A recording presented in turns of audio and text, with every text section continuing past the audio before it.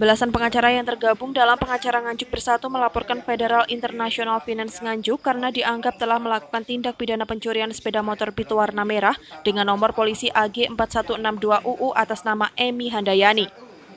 Sebelum melaporkan, para pengacara berkumpul di salah satu kantor pengacara di Jalan Gatot Subroto dengan menggunakan beberapa kendaraan. Mereka mendatangi Mapolres Nganjuk guna melaporkan tindak pidana pencurian. Salah satu perwakilan pengacara melapor ke piket jaga, sementara yang lainnya dimintai keterangan di unit 1. Korban Edi Suprapti membeberkan peristiwa itu kepada penyidik. Edi Suprapti, warga Jalan Wilis, Kelurahan Keramat, Kecamatan Kabupaten Nganjuk, mengatakan kejadian itu terjadi ketika ia meminjam sepeda motor temannya.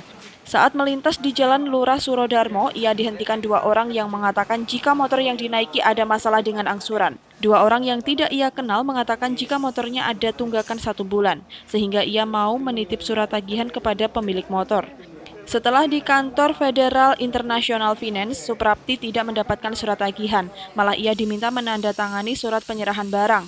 Karena motor itu bukan miliknya, maka ia menolak menandatangani. Tetapi ketika ia keluar kantor Federal International Finance, motor yang diparkir di depan kantor telah raib.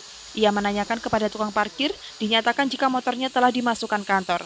Merasa motornya dicuri dan dengan bukti karcis parkir, STNK dan kunci kendaraan, ia melaporkan kejadian itu ke Mapolres. Apa itu? Pencurian unit motor. Ini dilakukan, terlapornya siapa? Terlapornya dia FS. Gimana kejadiannya, Bu? Kronologisnya, saya perjalanan dari arah Jalan Lurah Surodarmo menuju ke arah timur. Itu saya dipepet sama 2 orang naik kendaraan, satu kendaraan berboncengan. Saya ditanya, apakah nama Bu Emi? Saya bilang bukan. Terus dia bilang, ini kendaraan nunggak angsurannya. Saya tanya berapa bulan? 1 bulan.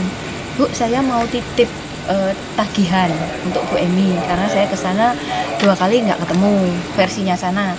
Terus saya, iya mana mas suratnya, surat tagihannya? Ibu ke kantor aja, itu depan itu kantor. Ibu belok aja ke situ sama saya, ngikuti saya ikuti. Saya masuk langsung parkir tempat parkiran dengan saya dapat nomor parkiran. Setelah itu saya disuruh masuk ke dalam kantor, katanya mau dikasih surat tagihannya.